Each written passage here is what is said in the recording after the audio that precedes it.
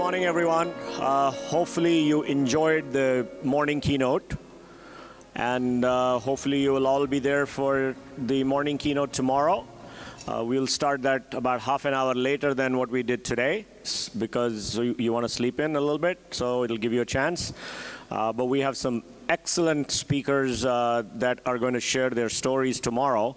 So you have, basically 3 of the Forbes billionaires who are going to talk about how they did it.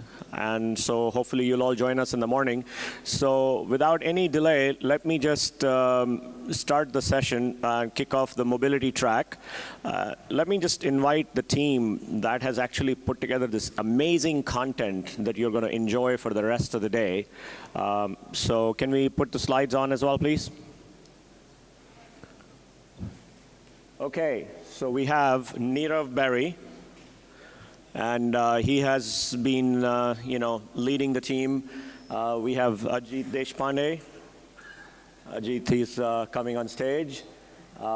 We have Sanjay Jawar, Ranjan Nag, and Jay, and Jerry, and Greg Tarr, and Prakash Iyer finally making it to the stage. So let's give them a big hand. And they'll be conducting the rest of the proceedings of the day, and you will see them on and off the stage, and please give them all your support. And with that, let me kick off the mobility track. Thank you, guys. So it's my pleasure to welcome the 2 folks who are going to conduct the next 20 minutes of the keynote track. Anand Chandrasekhar, who many of you have known. He's been a TiE charter member for a number of years, and now he is the Chief Marketing Officer at Qualcomm. And he is behind the vision and how Qualcomm is bringing the mobility and the technology into other areas, so he's going to talk about that. And then Rajeev Chand, who is an analyst with Rutberg Wireless, and I don't know how many of you get his newsletter, but a very interesting and insightful newsletter. If you don't get it, I would recommend subscribe to it. I think he gives it away for free. So with that, let me just invite both of them to the stage, and while they're coming on stage, I'd like to recommend that we start with the video, please.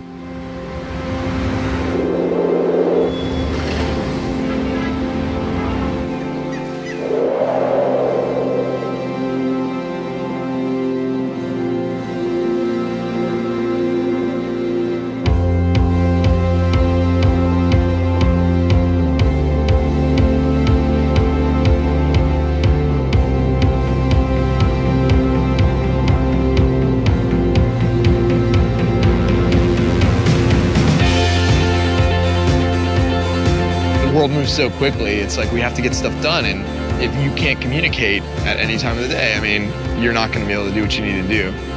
Usually the first thing I do in the morning, I'll hop online and then I'll actually connect with my development team out in the Ukraine, and we work on whatever video game project we have going on. We've been playing in a band, we'll get together, we'll rehearse. Usually, one of us will record some stuff on our phone or our tablet, and we'll bring it in.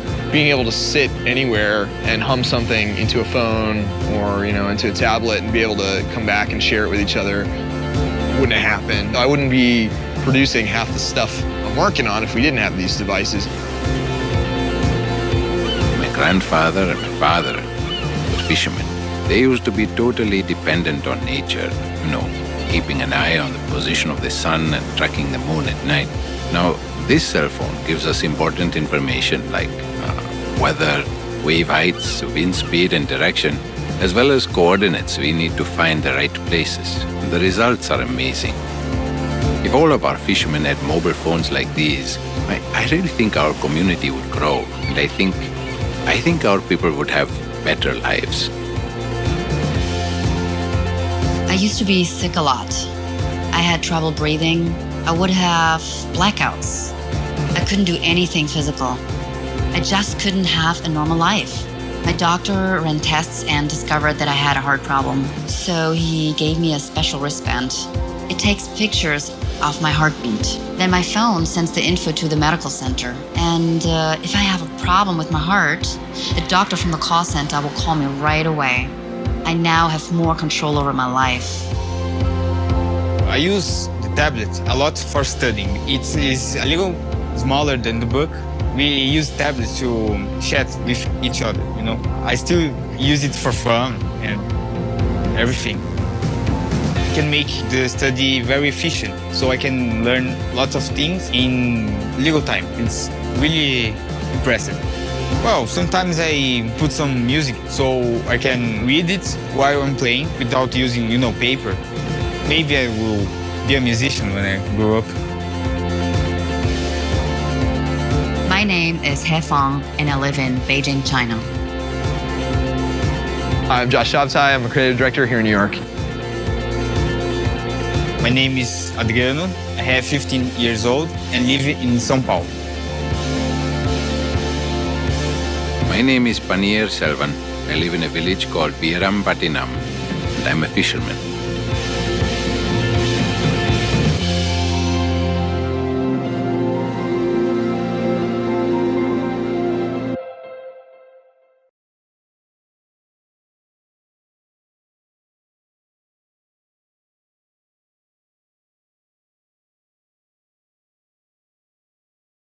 Good morning and welcome to the Mobile Track Initial Keynote for TiEcon 2013.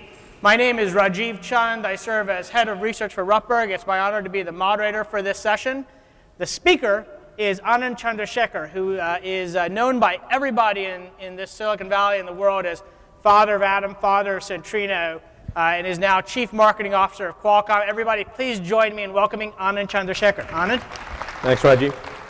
Welcome. Pleasure as always. No, great to have you, and thank you for joining TiEcon. Yeah, there we go. Quite a bit of feedback. Quite a bit of feedback. So, Anand, why is Qualcomm at TiEcon? So TiEcon is a group of developers. You know, I hear it is the largest conference for entrepreneurs globally. I hear entrepreneurs and developers say, yeah, you know what, I'm paying attention to what Google is doing, I'm paying attention to what iOS is doing, I'm developing to both of those platforms. Yeah. How should entrepreneurs and developers be thinking about Qualcomm?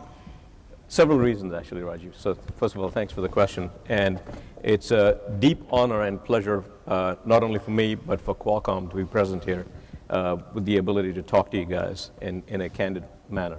The reason TiEcon is interesting and important for Qualcomm is the Indian diaspora and many of the entrepreneurs that are here are driving much of the innovation in many aspects of what mobile is all about.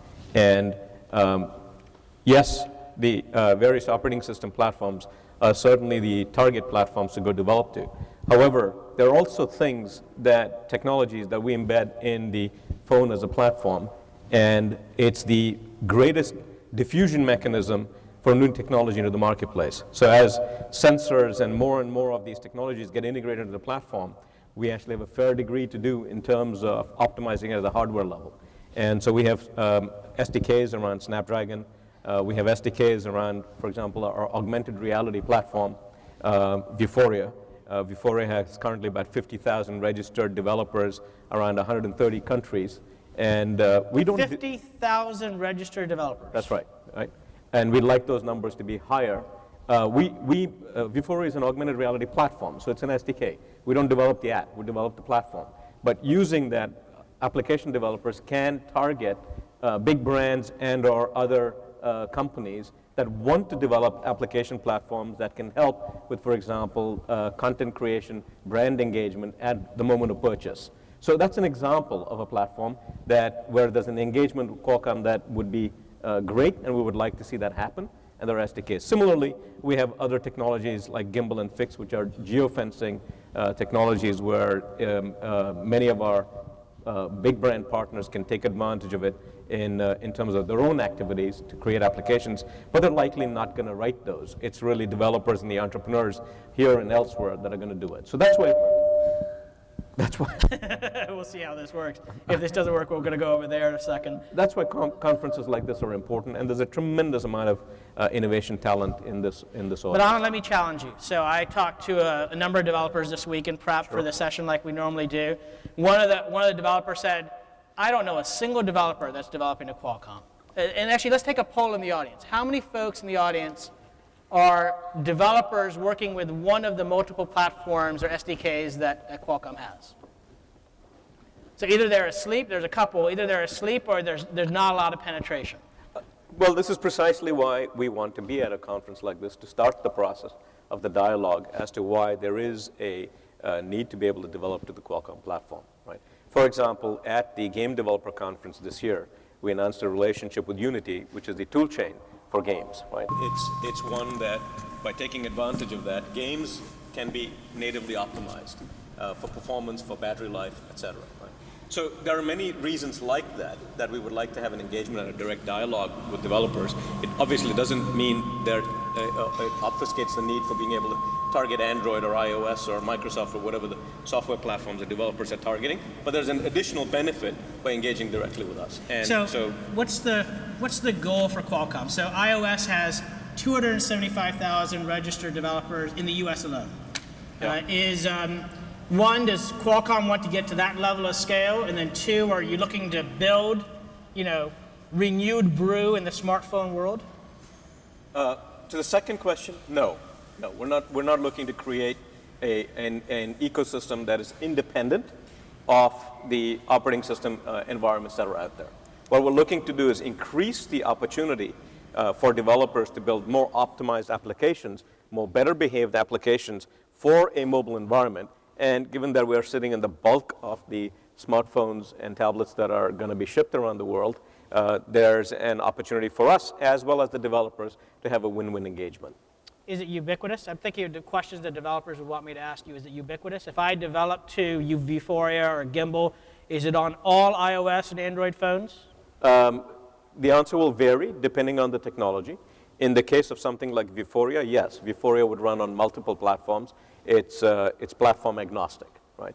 But just for those devices with Qualcomm chips in them? No, that's what I meant by platform agnostic. Right. Got it. So the answer may vary, and as you engage with obviously Snapdragon, it will only run on Snapdragon platforms. But Vuforia, that's not the case. It runs on multiple platforms. What's the best example and maybe it's Vuforia, but what's the best example that you'd want to turn developers to? I know that Qualcomm has a digital sixth sense concept, which I think is quite frankly interesting. But what's sort of the best example of a platform you'd want developers to really embrace and take away from TiEcon? So I think or there could be two or three. But yeah. So you actually raised a couple of things in there, right? The digital sixth sense is the platform that we talk about. It's an emerging theme, if you will, as you have about 6.5 billion subscriptions on mobile today around the world as of Q1 of 2013, right? And not all of those subscribers are sitting on smartphones. A large chunk of them are. Over the next 5 years, there's probably going to be another 5+ billion smartphones and tablets shipped around the globe, right? As that happens, increasing the population out of that is going to have our chip in some flavor or form. So I think there's two levels of optimization, right? One level of optimization is to the hardware platform, so you get better battery life and so on and so forth.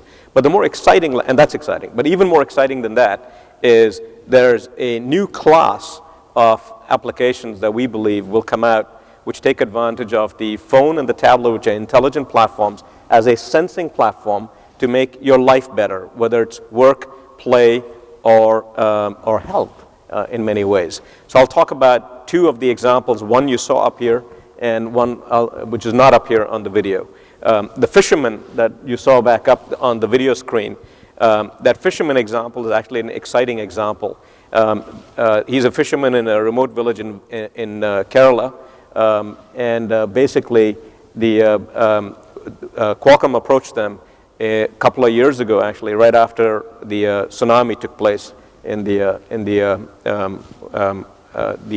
Southeast Asia region, right? And this was a means of us saying, okay, is there a way technology can help sense and make life better? Turned out that there was. We partnered with Tata. Tata wrote the app. We provided many of the enabling technologies.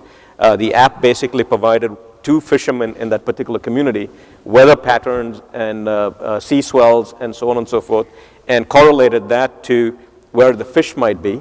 And he talks about this in the particular video clip, that particular example. Their catch went up by a significant amount, and so instead of making something in the equivalent of $1 a day, they were making like a $10 a day. So it was a 10x sort of an increase. I'm obviously not getting the currency correct, right? Yeah. So that's a digital sixth sense. You're using the device in a very different way than is currently utilized, right?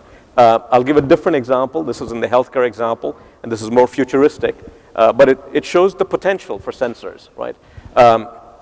We've been working with some cardiac researchers at the University of California, San Diego, to see how you can improve life expectancy utilizing a smart device. And it turns out that the body actually secretes some chemical signatures way before you're actually about to have a heart attack or a stroke, right? A couple of weeks before, in fact, right? So this particular institute, I didn't realize we were having a party at the same time. Yeah, sorry, I apologize. I'm not sure what that is. There was a big drummer at registration, so maybe he's moved over there instead of the registration desk. So this particular researchers inserted a capsule into the bloodstream, right? Very tiny capsule, obviously, which is sensing for these chemical signatures. And once it senses it, sends a signal to the phone, right? And the phone can then alert the primary caregiver saying this particular patient has a negative signature and is going to have an event, and then you can take the appropriate action. Yeah. Very early, right? And it's not very invasive in this case. But in that particular case, it's also an example of something that is fairly futuristic.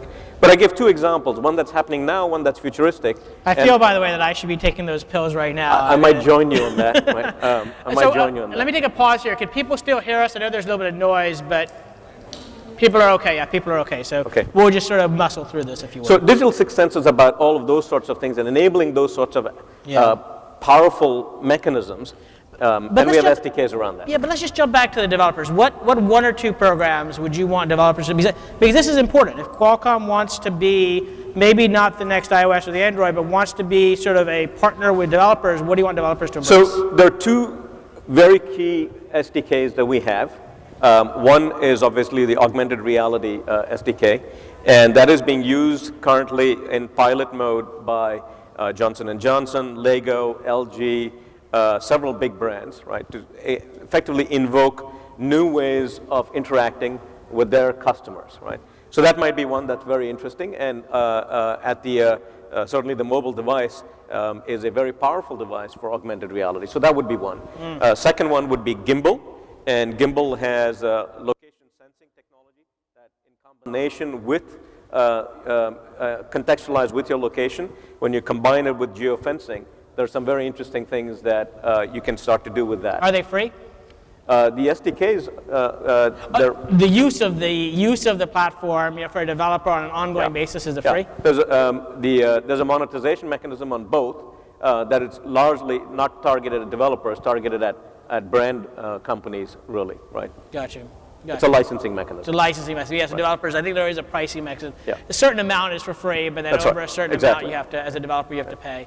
Anand, I'm going to jump to topic number 2, which is on kind of mobile and computing. Sure.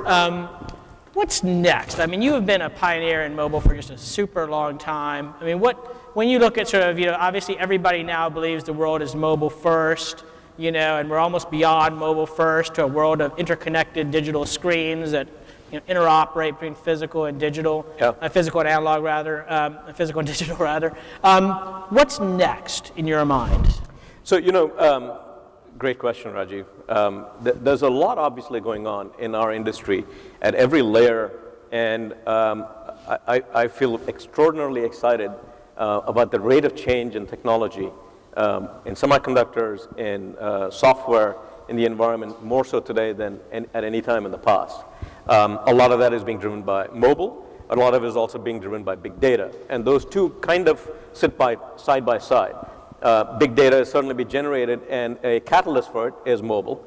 And the changes that you see happening in mobile are in fact redefining computing. So what do I mean by that? Computing effectively over the last 15, 20 years was redefined by the PC, a very large volume economy of scale platform that reshaped industries in its wake. You effectively see the same thing happening now with mobile, right? It is the center of gravity where a lot of innovation takes place, and that center of gravity then drives innovation in other walks of life.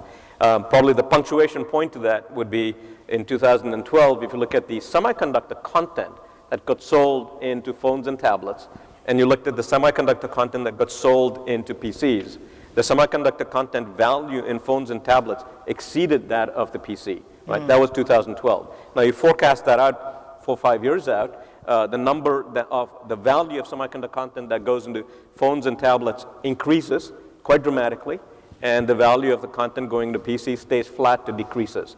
That's a harbinger of change, and that's a kind of a punctuation point, if you will, on mobile redefining computing. That basically means money follows, investment dollars follow the money trail, and it's not just about what we do, it's about our fellow travelers, in this case in the foundries. It's our fellow travelers in terms of there's a lot more silicon that goes into a phone and a tablet beyond what we actually produce, because we only have a small piece of that entire thing. So there's a lot of innovation there, right? Now you branch predict that out and say, okay, where does that go? Well, conceivably you can see that same technology getting applied into other walks of life, namely larger computing form factors. Tablets will ultimately redefine the basic unit of computing that we all know and love, which is the notebook. And it's inevitable. We can talk about when that happens, but it's not an if that happens. And as that happens, and certainly I think that same technology will make its way into larger forms of computing, servers and so on and so forth. So mobile tech making its way back to server tech. Not inconceivable.